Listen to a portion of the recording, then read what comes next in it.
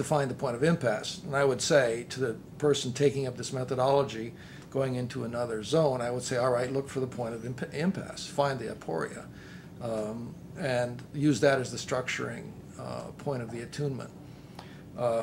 At the same time, I'd say, on the other hand, look and see if, in fact, the zone is not structured by an impasse, but it's structured in some other way. There's some other condition, a condition of flow, a condition of entanglement, a condition of looseness, whatever the condition might be.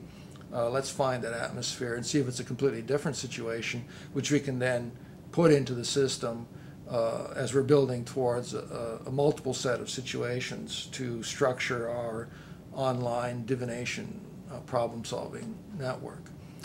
So that's the first point. Now the second point that is a quandary, that's problematic, a lesson to be learned from Myotra, is how does the image organize the complexity of the information? I mean, one of the things that we know about the transfer from literacy to electracy is that if the computer hadn't been developed, we'd have had to invent it anyway, because the point is that literacy was falling of its own weight. I mean, literacy literacy created a massive information overload.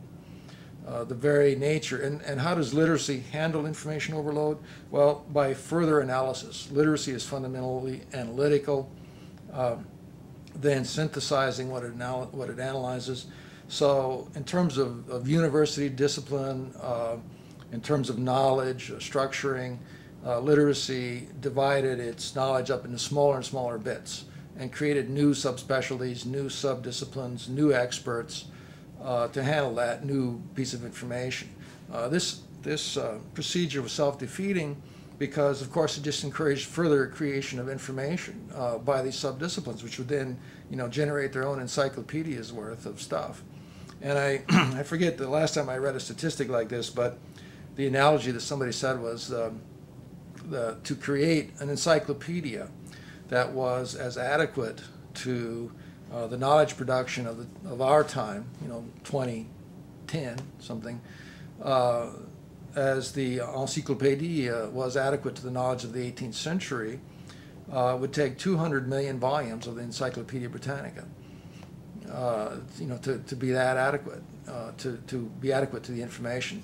Now, this is obviously you're going to go door to door and sell. Look, would you like to subscribe to my encyclopedia, 200 million volumes? You take the first one tomorrow, and there'll be another one delivered every second, for the rest of your life.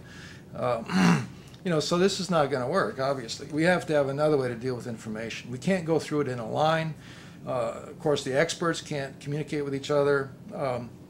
The expertise is so distributed and fragmented.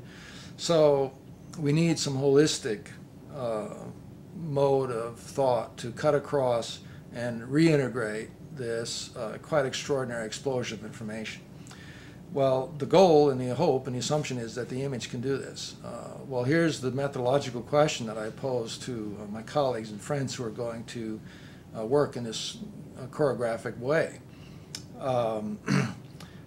It seems that we can learn a lot about organization, again, from modernist poets and artists. And this is the way I see the attunement working, is it's a kind of an epiphany. Now, in terms of the arts, everyone says, well, there's no such thing as an epiphany anymore. We're tired of epiphany. The modernists exhausted the epiphany.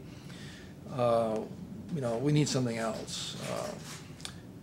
And that may be true in terms of the arts, that we've had the epiphany since Baudelaire or something. We're tired of it. But in terms of a general education discourse, we don't want to hoard that to ourselves or put it into the museum. But we want to bring it out into the community and let school kids work with epiphanies.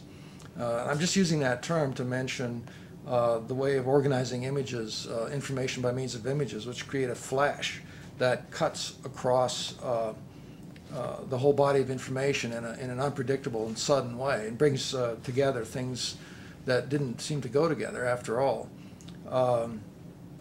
And this relates to the whole phenomenon of play that we were talking about, entertainment, fun.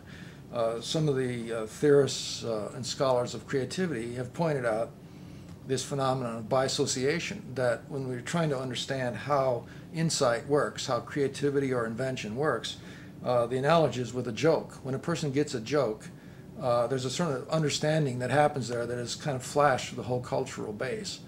And the person gets a joke because they know the culture so well. Something's funny. Well, similarly, getting an insight in a problem-solving situation is this kind of flash where the information falls together and the person gets it, and there's an understanding that happens in this kind of instant connectivity. Well, one of the ways to think about choreography is that it is a kind of, let's say, choreography is to insight what electricity is to lightning. So lightning is the flash in nature, and then electricity is the harnessing of that power in nature and turning it into a force that can be used by society.